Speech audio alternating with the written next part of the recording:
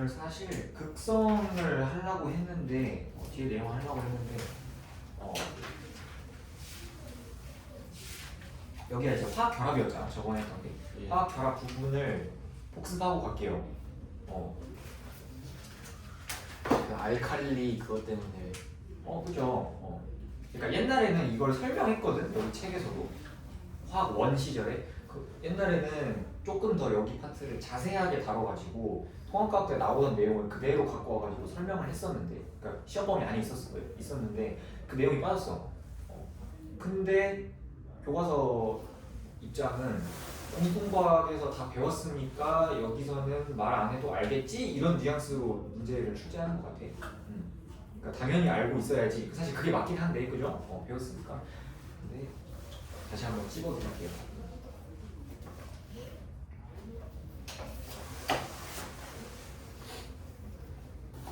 일단 주기율표 먼저 가야 돼요.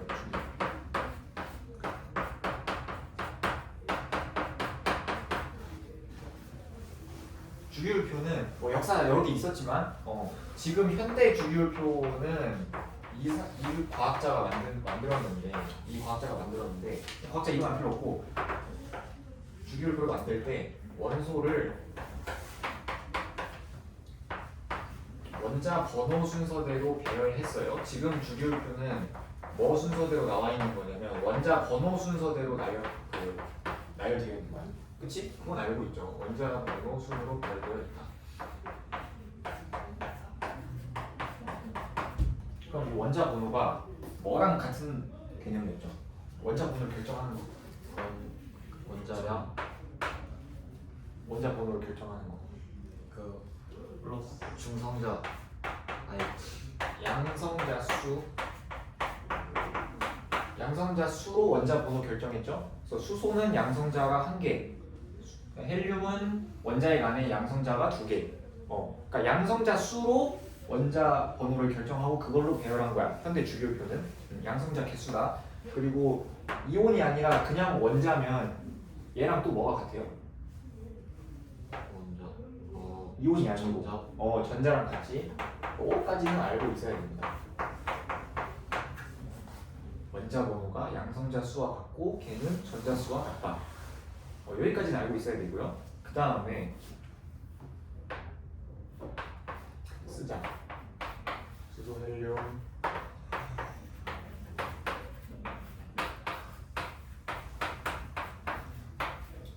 이렇게 나와 있고, 나트륨.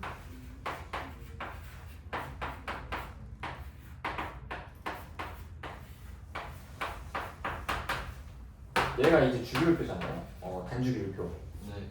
필요한 것만 갖다 뽑았었는데, 주기율표에 왼쪽에 있는 애들 묶어가지고 우리가 뭐라고 불렀냐면 금속이라고 했었거든요. 금속. 물론 수소 제외. 금속. 수소 제외하고 주기율표의 왼쪽에 있어요. 얘는 이제 시험 범위에 들어가는 내용은 아니지만 알고 있어야 돼. 이걸 알고 있다는 전제 하에서 문제를 내니까 주기율표의 왼쪽에 있어요. 보통. 특징이 뭐냐면 열과 전기 전도성이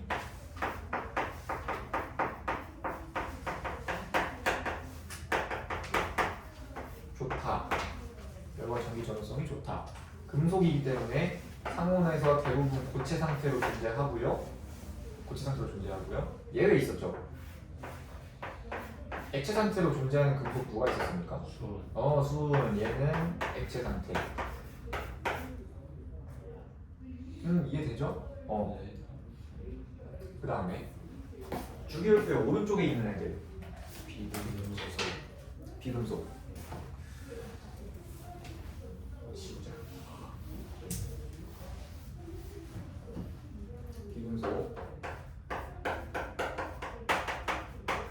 비금속은 주기율표 오른쪽인데 수소 포함해서 보통 성질이 금속이랑 정반대였잖아, 그렇지? 얘네들은 오른쪽에 있고,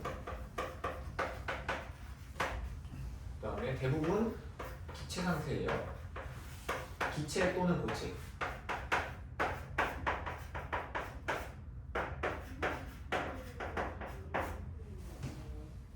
비금속 중에서 X 상태로 존재하는 애가 누가 있었죠? 비금속 액체.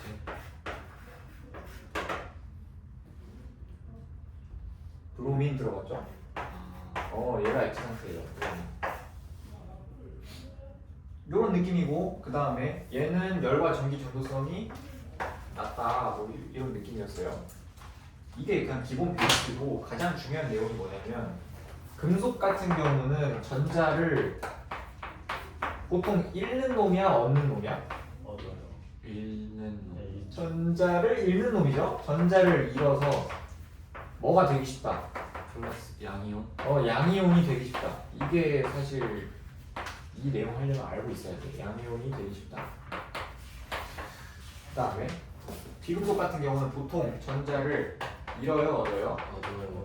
얻어가지고 뭐가 되기 쉬워? 음이온이요. 음이온이 되기 쉽다.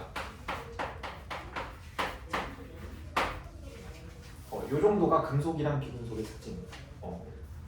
주기율표의 오른쪽이랑 왼쪽으로 성질을 나눴으면 이번에는 족으로 보는 거야. 족으로. 족이 뭐였죠? 요 주기율표의 세로줄, 가로줄은 주기였죠. 주기는 1주기부터 7주기까지 있었고 족은 18. 1쪽부터 18쪽. 그래서 너네 외울 때 욕처럼 외웠잖아. 네. 맞지?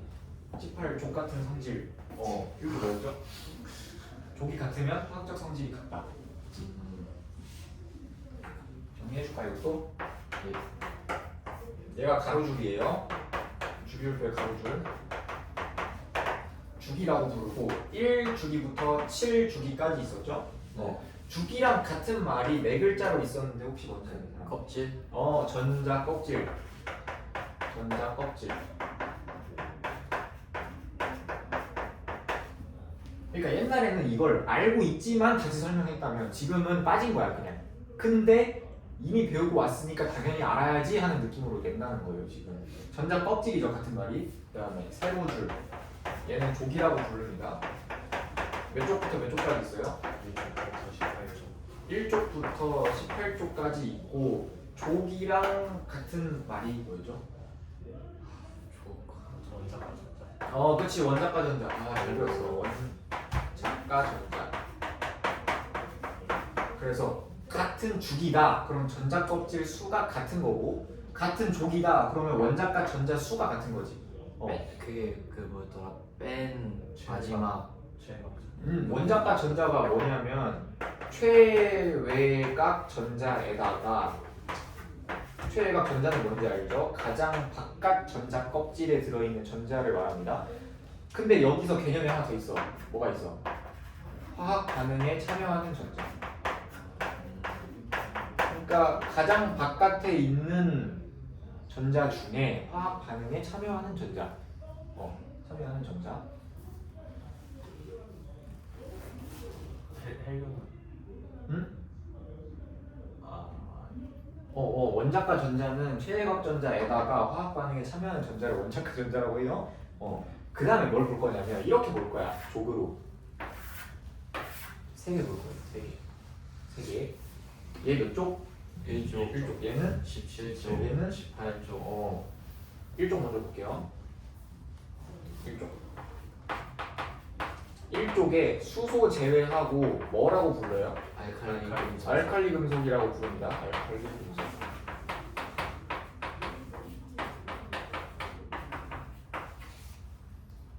필요한 것들만 설명하고 갈게요. 알칼리 금속 반응성이 큽니까 작습니까? 커요. 반응성이 매우 커요. 반응을 잘해. 반응성이 크다는 건 얘가 어떻게 된다는 거야? 폭발. 그치. 근데 이제 이온 관련해서 설명하면 얘가 전자를 잃는 애지 금속이니까. 네. 근데 반응성이 크니까 전자를 잘 잃어버려 이 소리야. 아. 전자를 잘 잃어버려. 전자를 잃어서 이온이 되기 쉬운데 몇 가 양이온이 되는 거야 지금 얘는? 1가. 1가 양이온이 되는 거야. 1가 양이온? 왜 그런지 이해되죠? 네. 1쪽이니까 옥텟 규칙을 만족하려면 전자 하나 잃어버려야 되잖아. 그러니까 얘네들은 보통 전자 잃어버리는 애들인데 몇 개 잃어버린다고? 한 개. 한 개 잃어버리는 애들이라고 보통. 1가 양이온. 그 다음에 17쪽. 얘네들 뭐라고 불렀어요? 할로젠 원소. 얘네들이 이제 리튬, 소듐, 포타시움 이렇게 있는 거고, 얘네들은 플로린, 그 다음에 브로민, 아이오딘 이렇게 있잖아, 그렇지? 네. 얘네들은 가능성이 커, 작아? 작아요. 가능성이 커요, 작아요? 커요. 큽니다. 가능성이 커요. 가능성이 커. 그래서 얘네들은 음이온이 돼, 양이온이 돼? 음이온. 음이온이 되는 거지. 근데 몇가 음이온이 돼요? 7. 7가? 1가 음이온. 1가 음이온. 그러니까 얘네들은 17쪽이니까, 그러니까 옥텟 규칙이라는 게 18쪽 원소의 전자 배치를 갖는다, 이걸 말하는 거지. 네. 옥텟 규칙이. 그러면 1쪽 같은 경우는 금속이 왜 전자를 잘 잃어버리냐면, 얘네들이 옥텟 규칙을 만족하려면 전자를 8개 채우든가, 전자를 얻어가지고 8개 채우든가, 아니면 남아있는 전자를 떼어가지고 그냥 안쪽 전자 껍질 8개 채우는 걸로 만들던가, 이거 둘 중에 하나일 거 아니야, 그치? 네. 근데 1쪽 애들은 전자 7개 얻거나 전자 하나 잃거나 둘 중 하나죠. 네. 그럼 얘네들은 얻는 게 쉬워, 잃는 게 쉬워? 읽는 게 그러니까 얘네들 잃어버린 거야, 양이온이 되는 거야. 그 다음에 얘 같은 경우에는 이미 원자과 전자 세는 거 알죠? 조개 1위 자릿수가 원자과 전자 개수랑 똑같아요. 네. 그럼 얘네들이 7개잖아, 지금 원자과 전자가. 네. 그럼 얘네들 하나 얻는 게 편해, 7개 떼버리는 게 편해? 얻는 게 편해. 하나 얻는 게 편하니까 얘네들 일가 음이온이 되는 거야. 아. 그치? 이해되죠? 예. 그 다음에 얘네들은 특징이 자연계에서 이원자 분자로 존재합니다. F2, Cl2, 브로민 2, 그다음에 아이오딘 2 이렇게 존재해, 자연계에서. 네. 그 다음에 18쪽 얘네들은 뭐라고 불렀었죠? 비활성 기체. 18쪽 얘네들은 비활성 기체다. 대체를 들었어야지.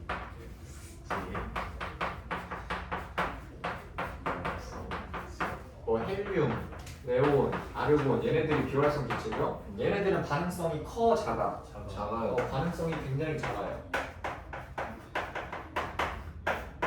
반응성이 작아? 얘네들은 반응을 해, 안 해? 안 해요. 안 해. 그러니까 그냥 어떤 상태로 존재하는 거야? 헬륨은 그냥 헬륨, 네온은 그냥 네온, 아르곤 이렇게 존재하는 거야. 하나로. 그래서 얘네들은 반응을 안 하기 때문에 원자과 전자 수가 몇 개인 거야? 반응을 안 하기 때문에 원자과 전자 수가 0개. 8개. 0개죠. 원자과 전자 수는 최외곽 전자에다가 화학 반응에 참여하는 전자 수를 말하는 거라고. 18쪽 원자가 아니면 다른 애들은 가장 바깥에 있는 전자가 보통은 다 화학 반응에 참여하지. 그니까 원자과 전자 수랑 최외곽 전자랑 개념이 똑같아 보이는데, 얘 같은 경우는 가장 바깥에 8개가 있긴 해. 최외곽 전자 수는 8개야. 근데 원자과 전자 수는 화학 반응에 참여하는 것까지 물어봐야 돼. 얘는 화학 반응에 참여 안 하잖아. 네. 그러니까 0개인 거야. 기억나죠? 네. 새록새록 나지? 예. 이런 느낌이었어요. 그래서 이제 문제에서 가져갈 거는 이것만 가져가면 돼. 1쪽 애들은 1가 양이온이 되는 거죠. 17쪽 애들은 1가 음이온이 되는 거죠. 되게 자연스러워야 돼. 배우고 왔으니까. 18쪽 애들은 반응 안 한다.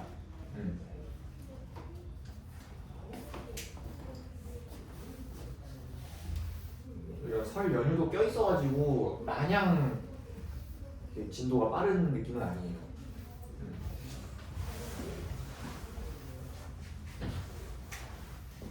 그 다음에 화학 반응 같은 것도 다시 하고 갈게요. 화학 반응 같은 거.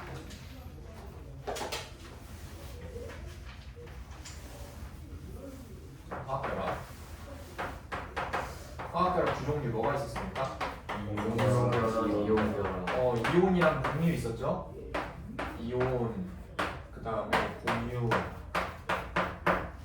이온 결합은 뭐랑 뭐가 만나서 만들어지는 거야? 비금속. 비금속이랑 금속. 비금속 금속. 비금속, 금속. 근데 이제 이온 결합이니까 이온이라는 게 있다는 거 아니야, 그렇지? 네. 근데 보통 우리가 어떻게 외워요? 금속, 금속은 무슨 이온? 양이요. 금속 양이온과 비금속 음이요. 음이온이 만나서 형성이 되는데,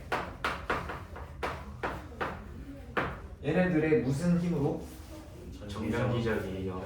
정전기적 인력으로 형성되는 결합이다. 사실 필기는 다 돼 있습니다. 정리본에 다 돼 있으니까 본인이 지금 복습하는데 어디 부분이 좀 안 되는 것 같아. 그럼 그 부분만 찾아서 다시 공부하시면 돼요. 금속 양이온과 비금속 음이온의 정전기적 인력으로 이루어지는 결합이 이온 결합이다. 그 다음에 공유 결합은 비금속. 비금속끼리 만나서 이루어지는 결합이 공유 결합이야. 어떻게 하냐면 전자쌍을 공유해서 형성되는 결합이 공유 결합이다. 이해되시죠? 예. 이해되시죠? 이온 결합부터 특징 하나하나 보겠습니다.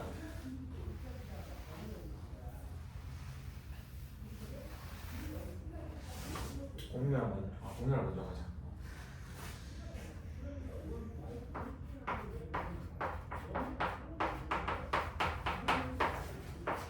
공유 결합의 대표적인 물질이 뭐가 있지? H2O. H2O 물. 전기분해 지금 하는 거예요. 다시. 이온 결합과 공유 결합이 일어나는 원리가 뭐였어? 원리? 전자쌍 공유해서 그러니까 그게 왜 일어나냐고. 그거 분해 찢는 다 채우려고. 다 채우려고. 그게 뭐야? 안정이 왜 채워져? 18적 원소가 되기 위해서. 그게 뭐야? 안정해지려고. 그거 안정. 항상성. 항상 들어봤는데. 항상성. 지금 생물시가 아니다 얘들아. 항상성. 안정해지려고 하는 거 맞아요. 안정해지려고 하는 건데 비활성 기체가 되기 위해서. 화학에서 안정이라는 게 뭐냐면 누구의 전자배치를 갖는 거야? 18적 원소의 전자. 18쪽 원소의 전자배치를 갖는 거야. 그러니까 심플하게 2개, 8개, 8개 얘네들을 다 채우는 그 방향이 안정해진다는 거지, 그치? 이거를 네 글자로 뭐라 그랬어요?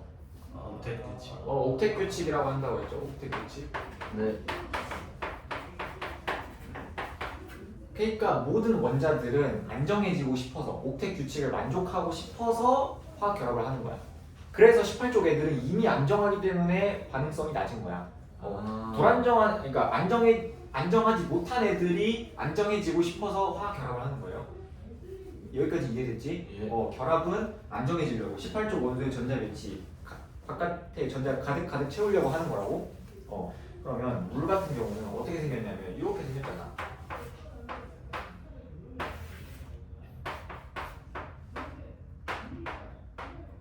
원자과 전자만 표시할게요. 그러면 원래 수소는 전자 하나 있고 산소는 16쪽이니까 전자 6개 있어야 되잖아. 가장 바깥에. 그럼 하나, 둘, 셋, 넷, 다섯, 6개 있는데 얘는 전자 2개 얻어야 돼. 네. 그치? 얘는 전자 하나 얻어야 돼. 그치? 네. 그럼 공유결합 이렇게 형성하는 거 맞죠? 네. 그래서 얘를 우리가 뭐라고 불렀어? 공유 전자쌍. 공유 전자쌍이라고 불렀거든요. 얘를 공유 전자쌍.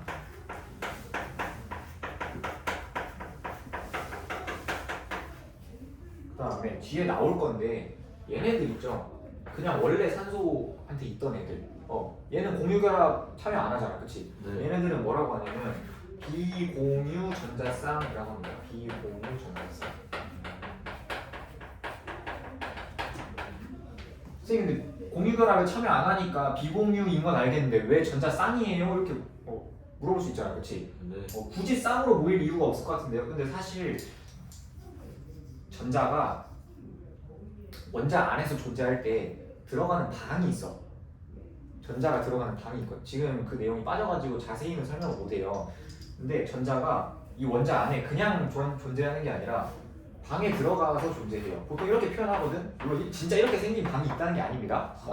방에 들어가서 존재하는데 그 방에 전자가 최대 2개까지 들어갈 수 있어. 최대 2개까지. 그래서 2개씩 웃긴. 그래서 2개씩 웃기는 느낌이다라고 생각을 하면 돼요.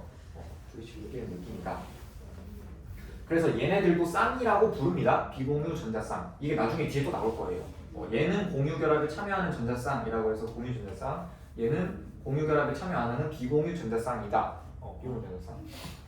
이런 느낌인데 우리가 물을 봤을 때 어떤 원소랑 어떤 원소로 이루어져 있어요? 수소랑 산소. 수소랑 산소로 이루어져 있거든. 그러면 얘네들을 분리했을 때 수소랑 산소가 나오겠지. 네. 근데 얘네들은 자연계에서 어떻게 존재해요? 그 뭐였더라? 다원자. H2O2 아니 심각하게 H2O2잖아, 그렇지? 네. H2O2. 얘는 수소, 얘는 산소 이렇게 존재하잖아요, 자연계에서. 네. 우리가 이 반응식은 알고 있잖아. 네. 얘는 알고 있잖아요. 네. 왜 이 반응식이 이렇게 돼 있냐면 얘가 자연계에 존재할 때 이렇게 존재하니까 반응이 이렇게 일어날 수밖에 없는 거야, 맞지? 그러면 물은 여기에서 반응해가지고 물이 만들어진다 이거잖아.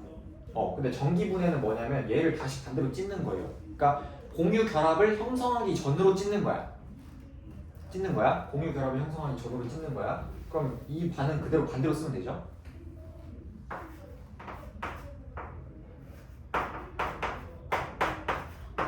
저번에 들었으니까 빨리빨리 하고 넘어갈게요. 예. 그러니까 전기분해라는 건 결합을 형성하기 전으로 찢는 거라고. 네. 화학 결합에 대해서 자세하게 알아보기 위해 이제 이 화학 결합의 반대 과정을 한번 해보는 거예요. 어떻게 찢는 거냐?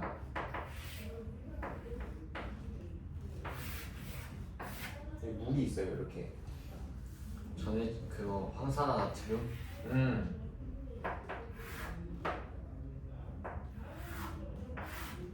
전기 분해라 그랬으니까 전기를 줘가지고 전기 에너지를 줘서 강제로 얘를 끊어내는 거거든. 얘로 네. 끊어내는 거거든. 그러면은 전기를 줘야겠죠, 전극을. 그래서 여기에 마이너스 극을 연결하고 여기 플러스 극을 연결한다고 해보겠습니다. 예. 여기 마이너스 극, 여기 플러스 극. 그러면은 여기 이제 물이 있는데 물은 전기가 통하냐 안 통하냐? 통합니다. 순수한 물. 그러니까 증류수. 증류수라고 하죠. 순수한 물은 전기가 안 통해요. 진짜 H2O만 있는 애는 전기가 안 통해. 안 통한단 말이야. 그러면 전기 에너지를 줘야 되는데 물은 어차피 전기가 안 통하니까 전기를 통하게 하는 물질을 넣어줘요. 전해질. 걔가 이제 전해질이라고 하는 애예요. 대표적으로 황산 나트륨. 얘가 전해질이야. 그러니까 전해질이 그냥 심플하게 전기 통하게 하려고 넣어주는 물질이구나 라고 생각하면 돼. 황산 나트륨.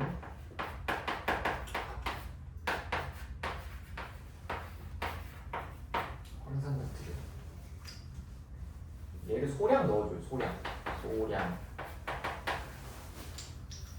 그럼 여기 물에 황산 나트륨 넣어주면 전기가 통합니다. 그래서 극을 연결했어요. 마이너스 극이랑 플러스 극.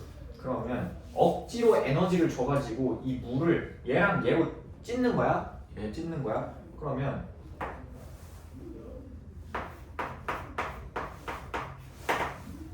플러스 극에서는 어떤 현상이 벌어지냐면 산화 반응이 일어나요. 산화 반응이 뭐였죠? 전자를 잃는 거. 전자를 잃는 반응을 산화라고 하죠. 네. 전자를 잃는 거. 마이너스 극에서는 전자를 얻는 환원 반응이 일어납니다. 환원 반응. 그래서 플러스 극에서는 산화 반응이 일어나가지고 산소 기체. 얘랑 얘가 만들어진다 그랬죠? 산소 기체가 만들어지고 마이너스 극에서는 환원 반응이 일어나서 H2 기체가 만들어져. 지난 시간에 했죠 이거? 예. 근데 이게 한 번만 제대로 써줄게요. 이온 결합 할 때는 이거 이제 안 쓰고 갑니다. 얘가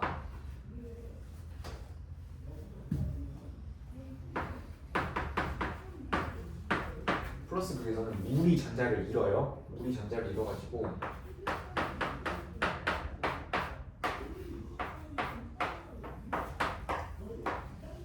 이 반응이 일어납니다. 반응식은 외울 필요가 없어요. 반응식을 외울 필요가 없고 뭐만 외우면 되냐면 플러스 극에서는 전자를 잃어가지고 산소 기체가 만들어진다. 이것만 외우면 돼. 플러스 극에서는 전자를 잃었으니까 무슨 반응이 일어난 거야? 산화. 산화 반응이 일어난 거야. 그래서 외울 때는 플러스 극에서는 산화 반응이 일어나서 산소 기체가 만들어진다. 이렇게 외우면 되고 마이너스 극에서는 전자를 얻어요.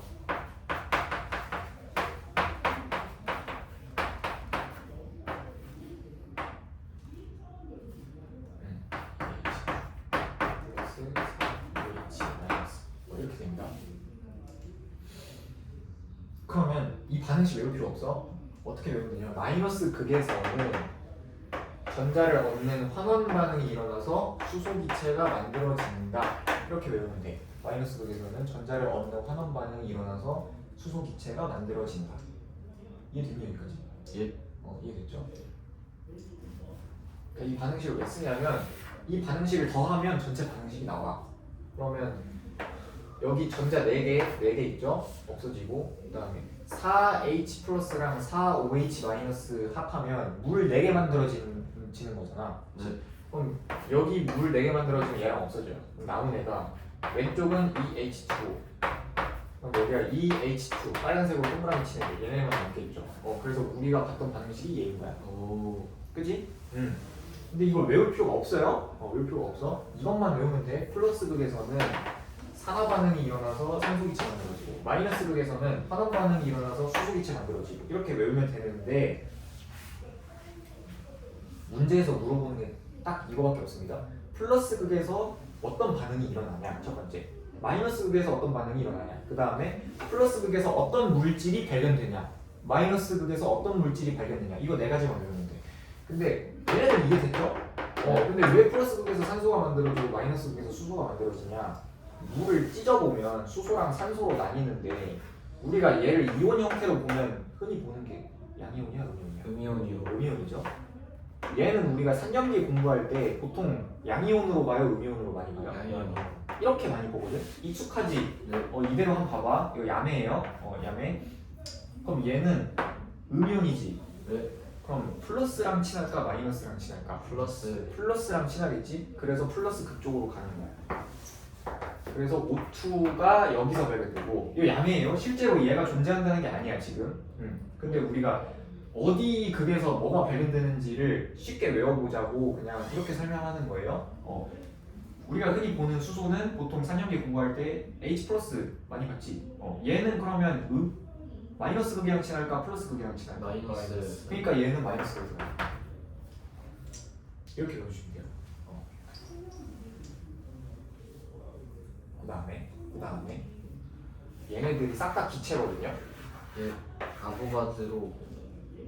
기체인데 개수비가 지금 2대 1이지. 개수비가 2대 1이지. 얘네 둘이 지금 생성물이거든.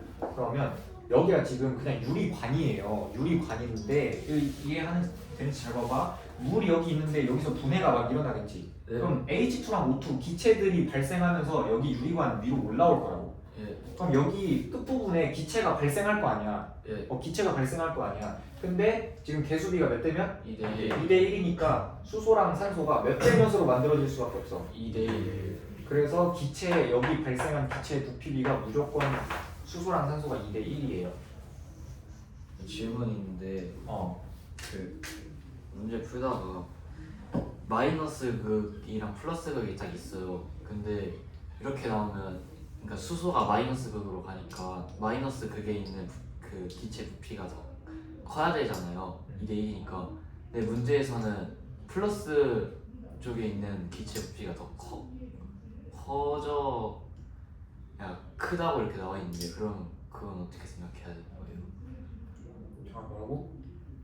네, 플러스 극 마지막 문장만 다시 말해봐. 플러스 극 쪽에 플러스 극 쪽이 마이너스 극보다 기체 부피가 더 커요. 그러니까 그 많이 더 발생해요. 더 많이 발생했다. 네. 그럴 수가 없어. 얘에서는. 근데 이 문제 어디 문제? 저 그 65쪽에 2번이요. 65쪽에 2번? 저 그림에서는 어. 플러스가 더 기체 부피가 많이 생기는 거 아니에요?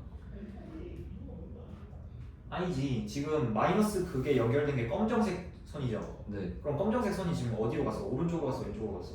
오른쪽이요. 그럼 마이너스 극이 오른쪽인 거야 지금. 마이너스에 수소가 보이니까. 전원 장치의 마이너스 극이 검정색 줄이잖아. 네. 그 검정색 줄이 지금 오른쪽 유리관에 있어? 아니면 왼쪽 유리관에 있어? 오른쪽 유리관이요. 오른쪽이 마이너스 극 쪽이라는 소리야. 그래서 지금 마이너스 극의 그 오른쪽 유리관에 지금 기체 부피가 더 많이 생겼잖아, 그렇지? 빈 공간이 많아지잖아. 빈 공간이 많은 게 그런 거예요? 빈 공간. 수소랑 산소가 그러니까 기체잖아, 기체. 얘네들이 물에 녹아 있는 게 아니라 이 위로 둥둥 떠올라. 그래서 맨 위에 그려놨잖아, 여기. 빈 공간으로 보는 거야, 얘들아, 빈 공간으로. 빈 공간으로. 근데 이게 음. 황산 나트륨 위험한 거 아니에요? 황산 나트륨 위험한 거 아니냐고? 먹어봐. 왜 위험해? 왜? 황산이랑 나트륨. 황산이랑 나트륨 위험한 거 아니냐? 네. 몰라, 나도 안 먹어봐서 모르겠는데. 황산 나트륨 안 먹어봐서 모르겠는데. 황산 나트륨? 위험했으면 실험에 안 쓰지 않았을까? 나트륨이 일단 물이랑 만나면 그거 터지지 않나? 그치. 금속일 때 금속일 때 물이랑 만나면 터지는데 얘 지금 이온 상태라서 이온 상태. 뭐가 있다 먹어보자. 그러니까 소금도 NaCl이잖아. 예. 소금도. 소금 NaCl이잖아. 근데 우리 소금물 먹죠. 예. 소금물. 그런 느낌이야 그냥. 음. 근데 얘는 실험에는 많이 쓰는데 실제로 본 적이 없어가지고 잘 모르겠다. 안전한 거예요. 근데 그 이해되죠 지금? 예. 만약에 문제에서 극을 안 알려줄 때도 있어. 그럼 뭘로 찾아야 되냐면 그림으로 극을 찾아줘야 돼. 빈 공간이 많은 쪽이 무조건 마이너스. 물론 이제 어떤 놈을 전기분해하냐에 따라 다르겠지만 물의 경우에는 빈 공간이 많은 놈이 무조건 마이너스 극. 부피비가 2대 1이니까. 이거 어떻게 알아요? 이거 반응식 쓸 줄 알면 돼요. 반응식 쓸 줄 알면 그 반응식에 있는 개수 비대로 존재할 거니까. 예. 이해되지? 예. 이해되지? 그다음 넥스트 이용결합. 이용결합.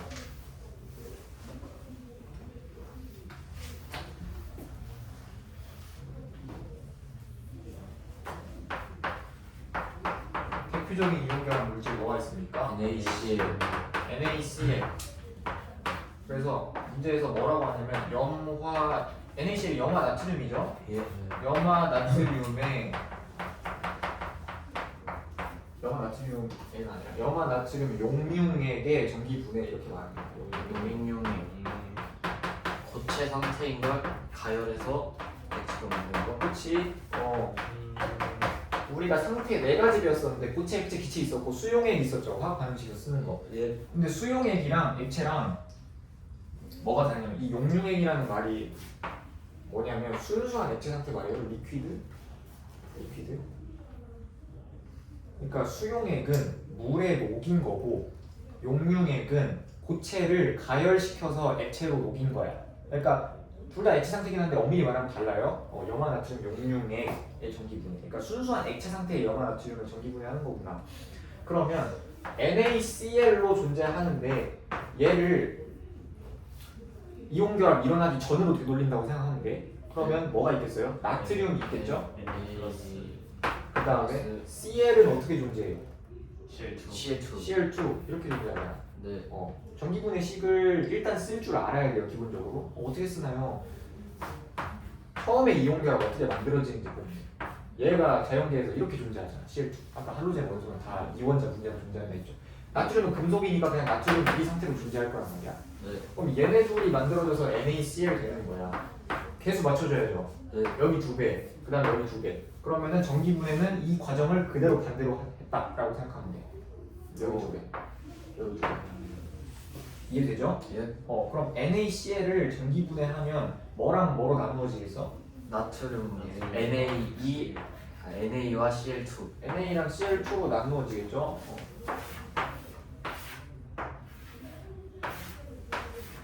저 앞에 ENA는 안 붙여도 되나요? 이 NA요? 일단 물질만 쓰자. 어떤 물질이 만들어지는지. 봐봐, 여기 마이너스 극이야. 예. 여기 플러스 극이야. 예. 똑같은 문제에서 물어보는 게 플러스 극에서 어떤 반응이 일어나나요? 마이너스 극에서 어떤 반응이 일어나나요? 플러스 극, 마이너스 극에서 어떤 물질이 발견되나요? 그 다음에 존재비가 몇 대 몇인가요? 이렇게 물어봐. 다 답하면 돼.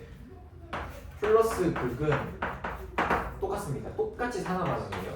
그러니까 이제 앞으로 외울 때 이렇게 외우면 돼. 산화는 전자를 잃는 거잖아, 그치? 예. 그럼 양이온이 되겠지? 예. 느낌상? 네. 그니까 플러스. 예. 약간 양이온 되는 느낌으로다가 뉘앙스, 뉘앙스 굉장히 중요해요. 여기서 마이너스 극 얘는 무슨 반응이 일어난다고? 환원. 환원 반응이 일어나는 거고 그럼 얘는 전자를 얻는 반응을 우리가 환원이라고 부르는 거잖아. 예. 그니까 약간 음이온 되는 뉘앙스로다가 마이너스. 되게 중요해요. 뉘앙스. 산화 반응이 일어나는 데는 무조건 플러스, 환원 반응이 일어나는 곳은 무조건 마이너스. 이해됐지? 예. 그러면은 산화 반응이 일어나서 플러스 극은 누가 발견되냐, 그 다음 얘는 환원 반응이 일어나서 누가 발견되냐 써야 되잖아. 그때 어떻게 보자고? 얘네들의 흔한 이온 모습을 보자고.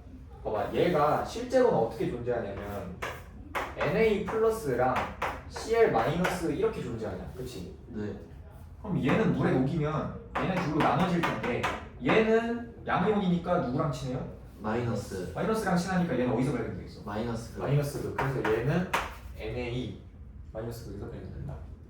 Cl 마이너스는 플러스 그 플러스 쪽으로 가겠죠? 친하니까. 그래서 얘는 플러스 극에서 발견되는데 발견될 때는 이제 정확히 써줘야 돼. 자연계에서 존재하는 상태 그대로. 그러니까 이온 결합은 애초에 이렇게 존재하죠? 애초에 이렇게 존재하잖아. 네. 그래서 공유 결합도 이런 식으로 외우는 거야. 사실 이게 원리야. 이온 결합 얘가 양이온과 음이온으로 나눠지겠지. 물의 그 액체 상태면. 액체 상태는. 그럼 얘는 마이너스랑 친하니까 마이너스 극 쪽으로 가는 게 당연하고 얘는 음이온이니까 플러스 극 쪽으로 가는 게 당연해. 그치? 예. 이렇게 가는 건데 아까 공유 결합 같은 경우는 이온으로 나눠지는 게 아니잖아. 걔네들이. 그치? 이온으로 나눠지는 게 아니니까 우리가 그냥 흔히 보던 이온 폼으로 야매로 그냥 본 거예요. 야매로. 이렇게 얘는 플러스 극쪽으로 얘는 마이너스 극쪽으로. 이온 결합은 야매 아니죠? 얘는 찐이야. 얘는 찐이야. 왜냐면 얘가 이제 양이온이랑 음이온 따닥따닥 붙어가지고 존재하는 애잖아. NaCl이. 그래서 전해질을 넣을 필요가 없어요. 얘는 왜냐면은 전해질이라는 게 전기 잘 통하려고 넣는 애인데 이온계랑 물질은 아까 성질에서 봤듯이 전기 전도성이 이미 있잖아. 예. 전기 전도성이 이미 있죠. 전기가 이미 잘 통하니까 양이온과 음이온이 있으니까. 그래서 전해질 넣을 필요 없습니다. 이런 느낌. 그 다음에 마지막으로 물어보는 거. 존재비가 몇 대 몇이야? 1대2 플러스 극 대 마이너스 극이 1대2. 이거 어디 보면 되나요? 여기 공에서. 이제 부피로는 못 물어보죠 여기서. 왜냐면 나트륨이 금속이기 때문에 부피로는 못 물어보고 그냥 존재비가 몇 대 몇이냐 이렇게 하면 물어볼 수 있어. 예. 이해되니? 그 옆에 그것도 써줘야 되죠. 상태. 상태 써주면 좋아요. 여기가 금속이고 여기 기체. 게스. 써주면 좋아요. 이해되니 얘들아? 예. 근데 이게 나트륨이 저기로 끌려가는 거예요. 그만큼 이게 세요. 전기력이 세냐고? 네. 전기력이 완전 세요. 불쌍하네. 그러니까 전기력이랑 보통 전기력이 뭐에 비유하냐면 그 만유인력으로 비유하거든요. 보통 할 때. 뉴턴. 양이온이랑 음이온이 서로 끌어당기는 힘을 전기력이라고 하거든요. 네. 전기력이라고 해요. 근데 얘가 만유인력이랑 되게 비슷해. 질량을 가진 두 물체 사이에 끌어당기는 힘이 만유인력이거든요. 만유인력이 그러니까 다른 말로 중력이야, 중력. 우리가 이제 지구에 땅에 발붙이고 살 수 있는 이유. 중력이 있기 때문이거든요. 그러니까 끌어당기고 있는 거야. 근데 이제 지구는 질량이 너무 크니까 우리가 이제 그냥 땅바닥에 발붙여 사는 것처럼 보이는 거지. 사실은 두 물체가 서로를 끌어당기는 힘이 만유인력이거든. 근데 얘는 거의 못 느껴. 우리처럼 지구 대 나 사람 정도 돼야 느끼는 거지. 실제 별들 같은 경우는 별들도 질량이 있으니까 서로 끌어당기는 힘이 있을 거 아니야. 블랙홀. 그런 거.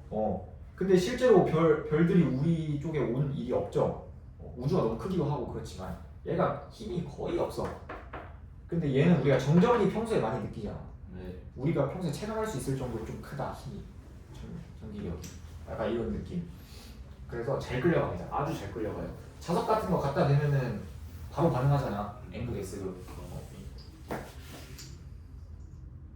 이런 느낌. 그러면은 존재비가 이번에도 1대2네요. 1대2 플러스 극 대 마이너스 극이. 근데 항상 1대2만 나오는 건 아니고 상황을 잘 봐야 돼. 누구를 전기분해하느냐에 따라 다른 거야. 네.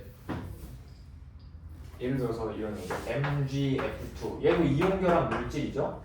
MgF2. 얘 이온결합 물질이죠. 그럼 얘는 전기분해하면 뭐랑 뭐로 쪼개져요? Mg랑 F2. 마그네슘이랑 플루오린 이렇게 쪼개지잖아. 네. 어차피 지금 개수비를 맞출 필요가 없지. 네. 개수대로 존재하니까. 그러면은 플러스 극에서는 무슨 반응이 일어난다고? 산화 산화. 어떻게 외우라고 했냐면 산화는 전자를 잃는 반응이니까 양유 양이온 되는 뉘앙스로다가 플러스 극. 그다음 마이너스 극은 환원 환원. 그다음에 어디 쪽에 뭐가 존재하는지 써야죠. 얘가 쪼개지면 얘는 아싸리 그냥 이온결합 물질이니까 Mg2 플러스랑 F 마이너스 이렇게 존재할 거란 말이에요.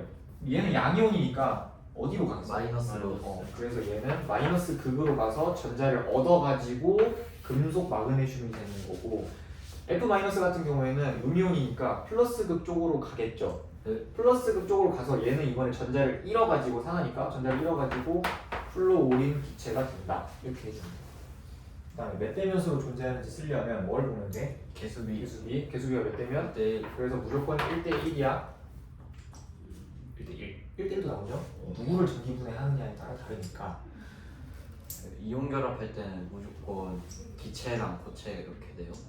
보통은 그렇죠. 비금속 애들이 보통은 이제 웬만하면 기체 상태로 존재하니까 자연계에서. 이해되냐 얘들아? 네. 이해되죠? 이게 이제 전기 분해고 이 실험을 한 이유가 있을 거 아니야, 그치? 화학 결합엔 전자가 관여한다. 아, 그치. 이 실험을 한 이유가 있죠. 화학 결합에 대해서 자세하게 알아보려고 사실 이 실험을 한 건데 이제 문제 푸는 우리는 이제 문제를 푸는 사람들이니까 어떻게 문제에서 나오냐. 그래서 이 실험의 결론이 뭐냐 이렇게 물어보거든. 결론. 지금 공유결합 전기분해하고 이온결합 전기분해했죠? 이 실험의 결론이 뭐냐면 화학결합, 이제 이온 공유 합쳐서 화학결합에는 뭐가 관여한다? 전자가 관여한다. 전자가 관여한다. 이게 결론이야. 그러니까 이거는 그냥 명언 느낌으로다가 그냥 기억하고 있어야 돼요. 화학결합에는 전자가 관여한다.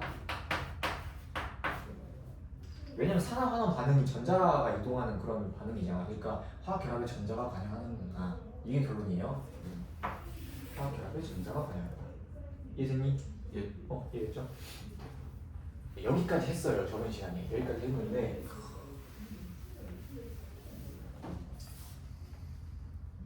문제 이런 거 나오더라고. 문제 우리가 물 전기분해할 때 얘네 둘 만들어지잖아. 네.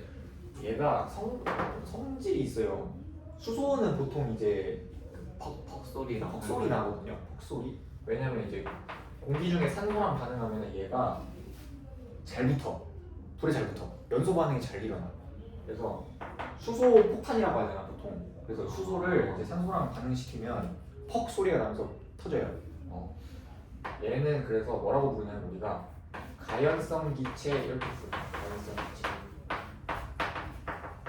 그러니까 연소 반응이 잘 일어나는 기체라고 해서 가연성 기체고 퍽 소리가 난다. 이런 느낌이고 O2는 얘는 이제 키워드가 활활이야. 활활. 연소 반응이 뭔지 알죠? 네. 불에 태우는 거야. 불로 태우는 거야, 그렇지? 근데 항상 연소 반응하면 누가 있어야 돼? 산소가 무조건 있어야 돼. 산소가 있어야 불이 붙죠. 그래서 얘는 활활 타오르는 느낌. 그래서 얘는 뭐라고 하냐면 조연성 기체라고 합니다. 연소 반응을 도와주는 놈. 조연성 기체. 너무 어려워요. 그냥 말 그대로 외우면 돼요. 왜냐면 이거 그대로 물어보거든. 퍽 소리가 난다.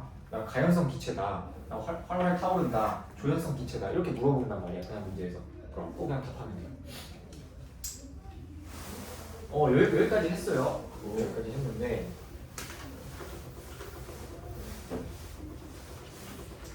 이온 결합 물질이랑 화학 결합 했어요. 이온 결합이랑 공유 결합이 있는데 물질들 여러 개 있단 말이에요. 특징 몇 개만 정리하고 갈게요. 미리 설명하는데 교과서에서는 뭐만 지금 나와 있냐면 전기 전도성 관련 성질만 남아 있어. 그러니까 이온 결합 물질의 전기 전도성이 어떻게 되냐, 공유 결합 물질의 전기 전도성이 어떻게 되냐. 근데 저희는 다 설명할 겁니다.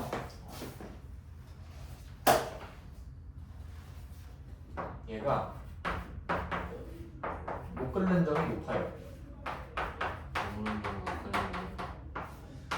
못 끓는 점이 높다는 건 상태가 보통은 무슨 상태라는 거야? 고체? 고체 상태라는 거야. 못 끓는 점이 높으니까 온도가 높을 때 녹는 거잖아, 그렇지? 네. 못 끓는 점이 높으니까 얘네들은 대부분 고체 상태로 존재하고, 그다음 두 번째로 전기 전도성. 얘가 이제 교과서에 남아있는 애가 얘예요. 전기 전도성. 근데 이거 너네들 통합과에서도 했어. 전기 전도성이 상태에 따라 달라. 상태에 따라. 그 막 전기 키고 안 키고 그때 아닌가요? 그치, 이제 전기가 통하냐 이걸 물어보는 건데, 전기가 통하냐. 고체 상태일 때는 전기가 안 통합니다. 예. 그 다음에 액체나 수용액 상태일 때는 전기가 통해요. 왜 그러냐면 이온 결합이 양이온, 음이온 하나씩 이렇게 결합한다고 해서 이온 결합이 아니에요. 이온 결합 물질이 이 양이온과 음이온이 계속 끊임없이 반복하고 있어. 여기도 플러스 마이너스 플러스 마이너스 플러스 마이너스. 그러니까 NaCl이라고 해서 Na 플러스 Cl 마이너스 이거 하나하나 있다고 해서 이온 결합 물질이 아니라, 소금이 아니라 이 양이온과 음이온이 계속 결합하고 있는 거야. 이게 이온 결합 물질이에요. 그쵸? 예. 근데 만약에 얘가 고체 상태야. 그럼 양이온과 음이온이 다닥다닥 달라붙어 있어가지고 얘가 고정되어 있어. 네. 이온들이 고정되어 있어. 이 상태로 고체를 보통 결정 구조라고 하거든요. 배열되어 있어. 규칙적으로. 네. 근데 얘가 고체 상태니까 못 움직이잖아. 고정되어서. 그러면은 전기 전도성은 전하를 띤 이자가 움직일 수 있냐 없냐로 결정되거든요. 전하를 띠. 그러니까 양이온 또는 음이온이 움직일 수 있으면 전기가 통하는 거고, 못 움직이면 이온이 있다고 하더라도 전기가 안 통하는 거야, 얘들아. 네. 근데 고체 상태일 때는 얘네들이 따닥따닥 붙어서 고정되어 있기 때문에 못 움직인다고. 그러면은 전기가 안 안 통하죠. 통하죠. 안 통하고, 액체 수용액 상태일 때는 이 너무 결합이 살짝 느슨해집니다. 음. 액체 수용액 상태일 때는.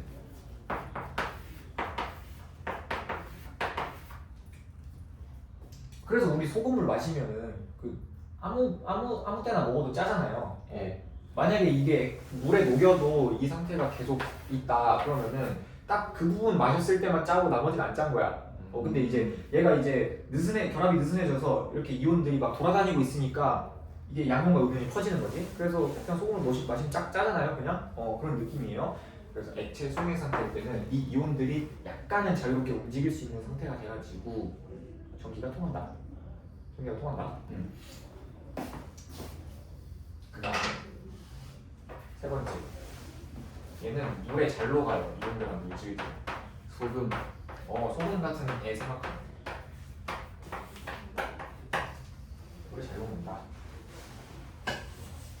설탕은 이용해야 설탕 용량 많이.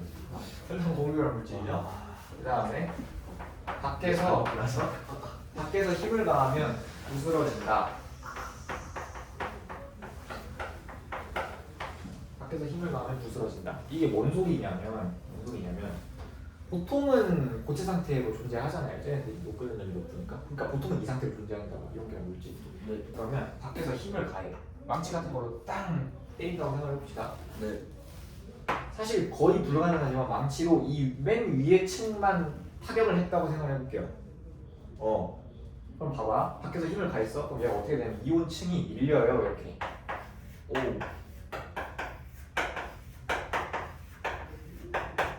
그럼 어떻게 되냐면 양이온, 음이온, 음이온, 양이온, 음이온, 양이온 이렇게 안정하게 규칙적으로 결합을 하고 있었는데, 여기 층이 밀리는 순간 음이온, 양이온, 음이온, 양이온 이렇게 되니까 갑자기 층과 층 사이에 반발력이 개세지지. 네. 그럼 그냥 쨍 하고 깨지는 거야. 결합이.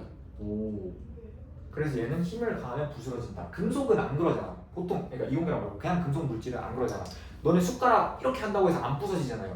예. 휘잖아, 걔네들은. 네. 근데 얘네들 이온 결합 물질은 밖에서 힘을 탕 하고 가면 이온층이 밀리면서 반발력이 세지니까 그냥 결합이 깨지는 거야. 오. 내가 붙일 수도 있어요. 반대로 부질 수 있냐고? 그러지 않을까? 그러지 않을까? 해봤어요. 소금 해봤는데 안 되던데. 어떻게 했는데? 요런 특징들이 있다. 얘는 이제 필기가 돼 있어요. 노트에 필기 잘 해놓으시고 문제에서 물어보는 건 얘밖에 없을 거예요 아마. 근데 고체. 3번 같은 경우는 뒤에 가서도 쓸 수 있는 내용이라서 3번 정도는 기억하는 게 좋고. 그 다음에 얘를 설명 안 해도 되는데 일단 한번 보자. 자, 이온 결합이 형성될 때 양이온이랑 음이온이 있어요. 양이온이랑 음이온이 있어요. X축은 이온 사이의 거리고요. 그다음에 Y축은 에너지야. 이건 좀 그냥 화학의 언어인데 화학에서 안정하다라는 게 에너지가 낮다라는 걸 의미합니다. 에너지가 높다. 화학에서 안정하다라는 거는 에너지가 낮다는 걸 의미해. 그러니까 안정할수록 에너지가 낮은 거야. 화학의 언어야 이거는. 그럼 봐봐. 얘가 형성될 때 너무 멀면 당연히 형성이 안 되겠지. 거리가 너무 멀어. 그럼 당연히 형성 안 될 거 아니야, 그렇지? 좀 가까워져야 그래도 결합이 형성될 거 아니야. 정전기적 인력이 생기니까, 그렇지? 네. 그래서 얘네들이 거리에 따라서 결합이 형성되는 그 에너지에 대한 그래프가 이렇게 돼요. 거리가 멀수록 에너지가 작아진다. 이렇게 돼요. 네. 이렇게 돼요. 어디서 봤는데. 설명해줄게. 이렇게 돼요. 봐봐. 일단 정전기적 인력이라는 게 있겠죠. 정전기적 인력이라는 게 있겠죠. 인력이라는 건 가까우면 가까울수록 좋은 거지. 서로 친한 애들끼리 지금 가까워지는 거니까, 그렇지? 그러면 거리가 멀 때는 여기 0이에요 에너지가. 거리가 멀 때는 아무런 그게 없죠. 네. 아무런 그게 없어. 근데 가까워지면 가까워질수록 인력에 의한 에너지가 적용이 될 거 아니야. 가까울수록 에너지가 낮겠죠. 왜냐면 안정해지고 있다는 소리니까 정전기적 인력에 의해서. 네. 그래서 인력에 의한 그래프는 이렇게 돼. 빨간색. 인력에 대한 그래프는 이렇게 돼. 지금 에너지가 낮을수록 뭐 하다라는 거라고? 안정하다는 거라고. 네. 에너지가 낮을수록. 그럼 인력이라는 게 지금 양이온과 음이온이 가까워지면 점점 가까워지면 에너지가 좋은 거잖아, 그치? 좋은 거잖아. 양이온과 음이온이 가까워지니까. 그래서 인력은 가까우면 가까워질수록 에너지를 낮춥니다. 네. 그러니까 심플하게 안정해지고 있다 이렇게 보면 돼요. 근데 다른 게 뭐가 있냐면 나트륨 이온도 뭐가 있냐면 원자핵이 있겠죠? 그다음 전자도 10개 있죠 지금? 예. 원자핵이 있고 전자가 10개 있을 거 아니야. 염화 이온도 원자핵이 있고 전자가 18개 있을 거 아니에요, 그렇죠? 네. 그럼 얘네가 그냥 무진장 가까워진다고 해서 좋은 게 아니에요. 너무 가까워지잖아. 그러면 여기 원자핵 있죠? 그다음 여기 전자도 있죠? 원자핵과 원자핵 사이의 반발력이 심해지고 전자와 전자 사이의 반발력이 심해져. 그러니까 너무 가까워도 안 좋은 거야. 선생님 여기 양이온이랑 음이온인데요? 그거랑 상관이 없어. 그게 지금 중요한 게 아니고 양이온과 음이온 사이의 정전기적 인력이라면서요. 근데 어느 정도 가까워지면 인력 때문에 에너지가 지금 낮아져요. 초록색 그래프 에너지가 낮아지는데 너무 가까워지잖아? 그러면 여기 양이온과 그 원자핵과 원자핵 사이의 거리도 너무 가까워지고 전자와 전자 사이의 거리도 너무 가까워져. 그럼 갑자기 반발력이 세지는 거야. 그래서 반발력에 의한 그래프가 이렇게 돼요. 처음에 멀 때는 가깝지 않으니까 이렇게 되다가 점점 가까워질수록 반발력이 세져. 에너지가 지금 커지고 있지? 그럼 이건 무슨 소리야? 불안정하다는 소리야. 그래서 얘는 반발력 그래프.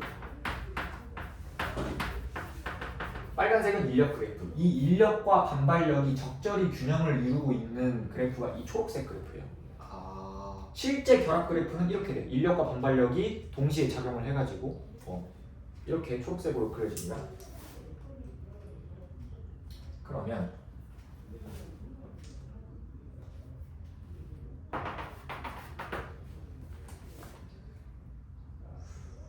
여기는 지금 어떤 느낌이냐면 인력이 우세한 부분이에요.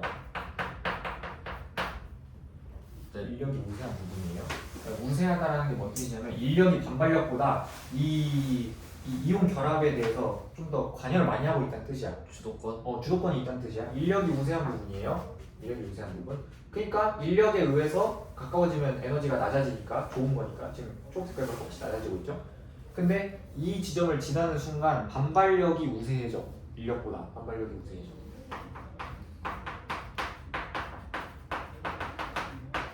주도권 싸움. 그러니까 어떻게 돼? 여기서 가까워지면 가까워질수록 핵과 핵 사이의 거리, 전자와 전자 사이의 거리가 너무 세지니까 반발력이 더 세져가지고 그래프가 증가하고 있죠. 이온 결합은 딱 어디서 형성되냐면 이 에너지가 제일 낮은 부분에서 형성됩니다. 그러니까 거리가 여기일 때. 가장 안전. 그치. 왜냐면 결합을 왜 하는데? 안정해지려고 하는 거잖아. 그래서 에너지가 가장 낮은 곳에서 형성이 될 수밖에 없는 거야. 그러니까 이 테마를 이해하고 있으면 당연한 거야. 결합은 안정해지려고 하는 거야. 행복해지려고 하는 건데 이때가 제일 행복해. 그럼 여기서 당연히 형성되겠지. 그러니까 연애랑 비슷하네요. 아 그런 느낌이지. 그런 느낌이지. 이해되십니까? 예. 이해되시죠? 이온 결합이라는 게 이런 식으로 형성이 된다. 이런 식으로. 에너지 쪽에 마이너스가 아닌 거죠. 마이너스예요. 마이너스. 아무튼 양수 음수가 중요한 게 아니라 가장 낮을 때가 에너지가 가장 작을 때가 안정한 거야. 가장. 어떤 느낌인지 이해되십니까? 예. 이해되죠? 이런 느낌. 이건 알면 좋은 건가요? 알면 좋아요. 너무 지시. 근데 이제 얘는 막 달달달 외울 필요는 없어요. 달달달 외울 필요는 없는데 화학을 공부한 다음에 이 정도는 알아야 돼. 근데 문제에서 실제 나오는 건 아마 전기 정수성 이거밖에 없을 거예요. 예. 그 다음에 공유결합.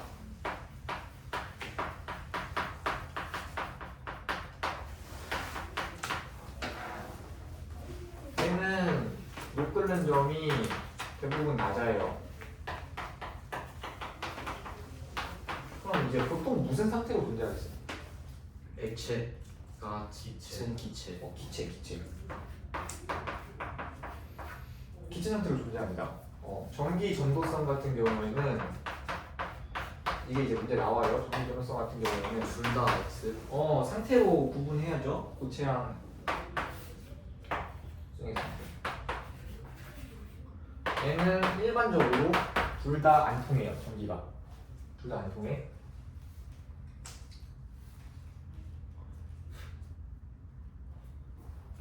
고체 상태 얘가 예외가 있어요. 흑연이라고 들어봤나? 흑연? 연필심. 연필심 들어봤죠? 얘가 뭐냐면 탄소거든. 그러니까 탄소가 계속 공유결합하고 있는 거야. 네. 탄소 여러 개. 그걸 흑연이라고 부르는데 얘는 전기 전도성이 있어요. 보통 고체 상태일 거 아니야. 연필심이니까. 그치? 얘는 전기 전도성이 있고 얘는 산연기 수용액. 얘는 전기 전도성이 있어요. 산연기 수용액. 그러니까 너네가 산성 연기성 외울 때 뭐라고 외웠어? 산은 물에 녹아 이온화하여 H 플러스를 내는 물질. 네. 그러니까 너네가 산연기 정의를 외울 때부터 이미 물에 잘 녹는다는 걸 알고 있어. 그치? 네. 산연기 수용액은 전기 전도성이 있습니다. 전기가 통한다고. 네. 산연기 그 수용액은 공유결합인 거예요? 공유결합이잖아. 비금속이니까. 그치? 근데 얘네들은 물에 녹였을 때 전기가 통한다고요? 전기가 통한다고? 이게 예외예요. 일반적으로 공유결합 물질은 전기 전도성이 안 통합니다. 근데 예외. 문제에서 뭘 많이 내겠어요, 당연히? 예외 가지고 문제를 많이 내겠지? 예. 지금 내가 얘 액체 상태라고 안 했다, 수용액이라고 했다. 만약에 문제에서 HCl 리퀴드가 물에 잘 녹는다, 전기 전도성이 있다 하면 맞는 거야, 틀린 거야? 틀린 말. 틀린 거. 액체 상태가 아니라 수용액 상태일 때 전기가 잘 통한다는 거예요. 예. 이 문제에서 좀 물어볼 수 있습니다. 산연기 수용액.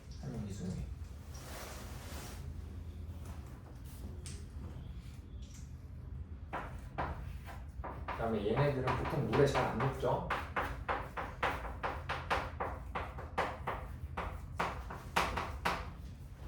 근데 여기서 잘 녹는다, 잘 안 녹는다 이거는 뭘 말하는 거냐면 그 이온으로 분리가 돼서 잘 돌아다니냐 이걸 말하는 거야. 이온화가 잘 되냐. 설탕 잘 녹잖아요, 물에. 그치? 예. 설탕 공유결합 물질인데 근데 잘 녹긴 녹는데 얘는 이제 뭘 말하는 거냐면 헷갈리면 안 되는 게 물에 녹아서 이온으로 얘네가 분리가 돼가지고 자유롭게 돌아다닐 수 있냐 이걸 묻는 거야. 설탕은 그냥 물에 녹으면 설탕 상태로 그냥 존재해. 설탕들이. 뭔 느낌인지 알겠지? 물에 잘 녹고 잘 안 녹는 게 이런 느낌이고요. 그 다음에 네 번째. 얘가 사실 공유결합 물질이 두 개로 나뉘거든요. 분자 결정이라는 거 하고 공유 결정 이 두 개로 나뉘어요. 그러면 안 돼. 분자 결정은 우리가 그냥 흔히 알고 있는 공유결합 물질이야. 설탕. 설탕도 설탕도 설탕이고 H2 뭐 산소, 질소 뭐 이런 애들, 이산화탄소 이런 애들이 이제 분자 결정이야. 분자. 공유결합을 두 글자로 분자라고 부르잖아요. 그치? 얘네들은 분자가 아니야. 근데 공유결합 물질인데 분자가 아니야. 얘네들. 분자 아니에요. 얘네들은. 물론 이제 이번 내용에 빠진 내용이니까 그렇게 막 타이트하게 안 이어도 사실 상관이 없지만 공유 결정은 분자가 아니고 얘네들은 뭘 얘기하는 거냐면 원자가 끊임없이 공유 결합해가지고 끊임없이 그물처럼 공유 결합하고 있는 형태를 말합니다.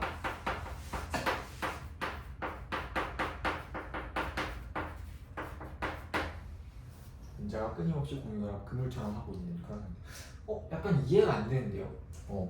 수소 같은 경우는 그러니까 결정이니까 지금 고체만 가지고 얘기하는 거야. 이건 이제 상태는 사실 딱히 그렇게 중요하진 않은데 결정이니까 고체 가지고 설명을 하면 너네 CO2 고체 상태 알고 있냐? 이산화탄소니 그거다. 드라이 아이스. 드라이 아이스거든요. CO2 고체 상태야. 드라이 아이스야. 얘가 왜 이렇게 존재해요? 그러면 여기에 CO2가 겁나 많이 있겠지. 네. CO2가 겁나 많이 있을 텐데 이 분자 결정 같은 경우에는 얘가 이제 공유결합 물질이다, 분자 결정이다 이렇게 부르려면 얘가 CO2가 지금 공유결합이 이렇게 돼 있잖아요. 공유결합이 이거 4개 말하는 거잖아. CO2가 그치? 네. 근데 얘는 뭐냐면 CO2와 CO2 사이에도 힘이 작용해. CO2와 CO2 사이에. 이거를 분자간 힘이라고 해요. 분자간 힘. 분자간 힘이라고 하거든요. 지금 이 공유 결합을 말하는 게 아니에요. CO2 분자와 CO2 분자 사이에도 힘이 작용해. 분자간 힘이라는 게. 정확하게 뭔지는 몰라도 돼. 분자간 힘이라는 게 작용을 해. 이 분자간 힘으로 이 드라이 아이스를 유지하고 있는 거야. 분자간 힘으로. 분자간 힘으로. 근데 공유 결정 같은 경우에는 뭐 아까 말했던 그 흡연 있죠? 그런 애들이야. 그냥 이런 식으로 탄소가 계속 공유 결합하고 있는 거야. 탄소가 계속 공유 결합하고 있는 거야. 그러면은 뭔 차이냐? 만약에 얘를 이 힘을 만약에 이 고체 상태의 CO2를 기체 상태로 결합을 다 끊어가지고 기체 상태로 만들고 싶다. 그러면은 이 공유 결합을 끊는 게 아니라 공유 결합을 끊는 게 아니라 이 분자간 힘을 끊는 거야. 분자간 힘을 끊는 거예요. 네. 이해되냐? 여기까지 좀 어렵긴 해. 다시 분자 결정은 이 사이에 공유 결합으로 물질을 유지하고 있는 게 아니라요. 분자가 있고 또 다른 분자가 있어. 그럼 그 분자와 분자 사이에 분자간 힘이라는 게 작용을 해. 그걸로 이 물질을 유지하고 있는 거야. 네. 그 물질을 유지하고 있는 거야. 그러면 만약에 이 물질을 끊고 이 분자하고 분자 사이에 물질을 끊고 기체 상태, CO2가 원래 기체 상태잖아요.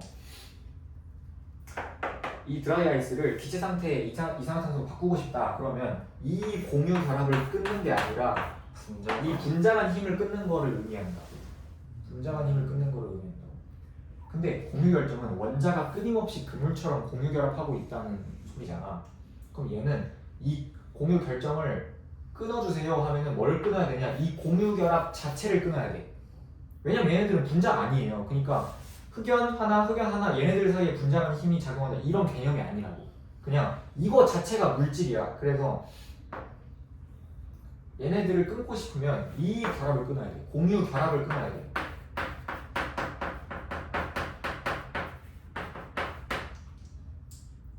근데 이 분자간 힘은 되게 허접해. 분자하고 분자 사이에 작용하는 힘은 되게 허접해. 진짜 허접해. 굉장히 약한 힘이어서 에너지를 조금만 줘도 잘 되거든요.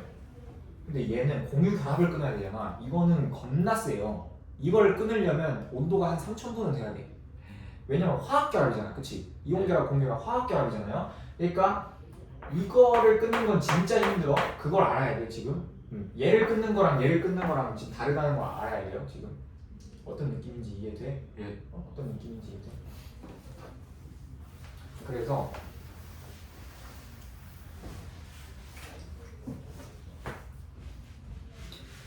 분자 결정 같은 경우에는 분자 간 힘이라는 걸로 결합을 유지하고 있고, 분자 간 힘이라는 걸로 결합을 유지하고 있고, 공유 결정 같은 경우에는 분자, 그러니까 이 분자하고 이 분자 이렇게 분자 간 힘이 존재하는 이 상태가 아니라 그냥 이 덩어리 자체에 원자들이 끊임없이 공유 결합하고 있는 이런 상태입니다. 그러면은 이 물질의 결합을 끊으려면, 이 물질의 결합을 끊는다는 거는 분자와 분자 사이 힘을 끊는 게 아니라 이 공유 결합 자체를 끊어버린다는 소리거든. 얘는 잘 안 되겠죠. 잘 안 되겠죠. 약간 이렇게 생각하면 되나요? 저기 분자 결정은 소금, 알갱이 두 개를 하나하나로 쪼갠다 생각하고, 저 아래는 그냥 소금, 알갱이 하나를 쪼갠다 생각하면 그런 느낌이야. 이온 결합으로 치는 그런 느낌이요.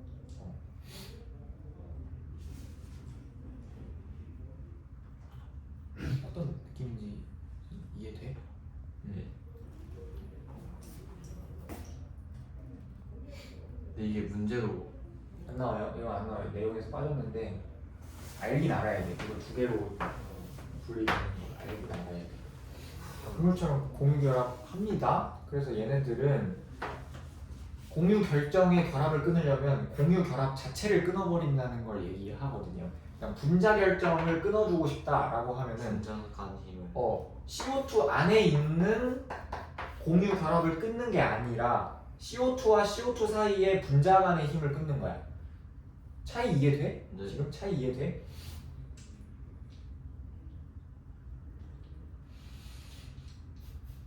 그러니까 약간 이렇게 설명할 거야. 지금 드라이 아이스가 CO2라는 분자 사이에 분자 간 힘으로 이 힘들이 계속 연결되어 있어가지고 그런 거거든요.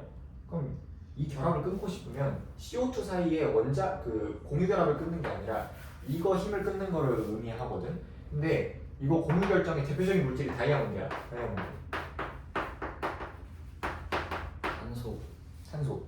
그러면 다이아몬드와 다이아몬드하고 다이아몬드의 결합을 끊어주고 싶다. 그러면 다이아몬드와 다른 다이아몬드 사이의 결합을 끊는 게 아니라고. 다이아몬드 하나 다이아몬드 안에 있는 이 공유 결합을 끊는 걸 얘기한다고. 다이아몬드를 분해하는 거는 이런 느낌이야.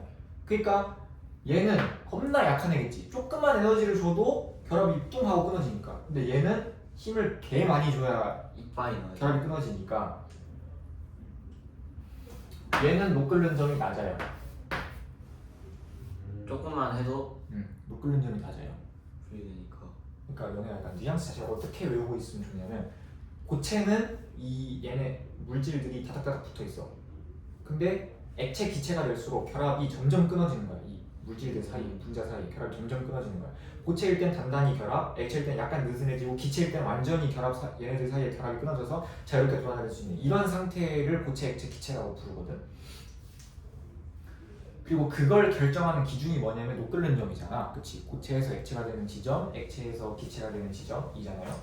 그래서 이 물질들이 있는데 만약에 결합의 세기가 세. 그럼 뭐가 높다는 소리야? 못 끓는 점. 녹끓는 점이 높다는 소리야. 고체에서 액체, 액체에서 기체가 되려면 결합을 끊어내고 상태가 바뀌어야 되는 거야. 고체일 때는 얘네들이 아예 가까이 더 단단하게 결합, 액체일 땐 결합이 약간 느슨해져서 약간 돌아다닐 수 있고, 기체일 때는 아예 결합이 거의 없는 상태, 얘네들 사이에 힘이 작용하지 않는 상태, 이런 느낌이라서 결합의 세기가 셀수록 끊기가 어려울수록 고체에서 액체 만드는 게 힘들고 액체에서 기체 만드는 게 힘든 거야. 그럼 봐봐, 얘는 힘을 조금만 줘도 되지.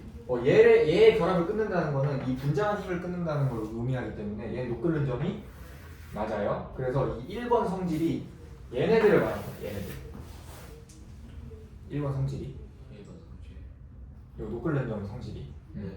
근데 얘네들 예시 적어드릴게요. 지금 너무 조금 난잡하긴 하네. 아까 말했던 다이아몬드. 흑연도잖아. 저기 응? 들어가는 흑연. 흑연? 네. 흑연 들어가. 흑연 들어가요. 흑연. 그다음에 석영. 앞에서 들어봤죠, 석영. 네. 유리. 예. 유리. 얘네 세 개가 대표적인 공유 결정. 그러니까 얘네들의 결합을 끊는다는 건 뭘 말하는 거냐? 공유 결합 자체를 끊는다 이렇게 말하는 거야. 석영 자체를 끝낸다. 석영 자체를 끊는다. 그럼 얘네들 노클루즘이 어떻게 있어? 높아요. 겁나 높겠지. 그래서 얘네들은 고체야. 다이아몬드 기체 본 적 없죠? 예. 유리도 고체잖아. 예. 이런 느낌. 그래가지고 이제 기압 낮추면 끓는 게 이것 때문이에요. 응? 기압 낮추면 끓는 게 이것 때문이에요. 기압 낮추면은 끓는 게 이것 때문이냐고? 네.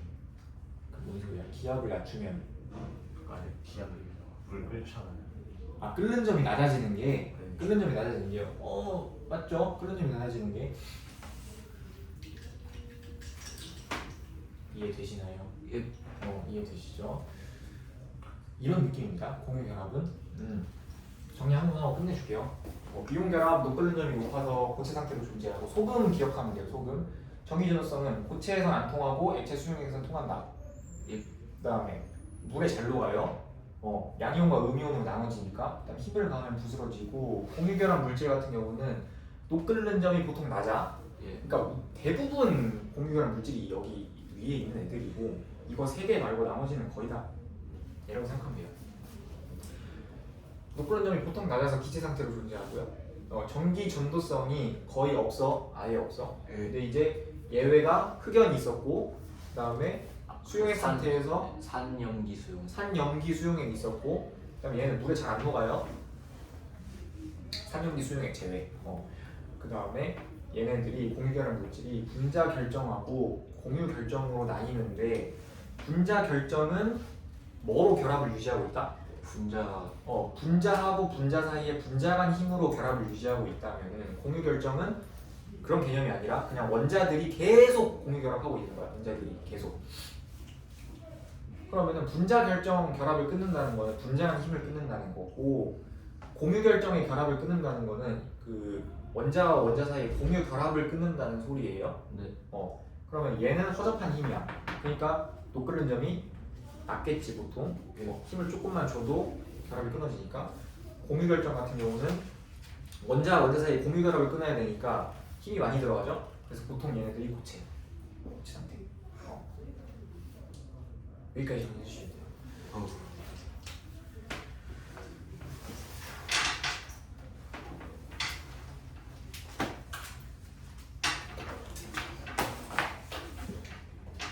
끝났나요? 끝났어.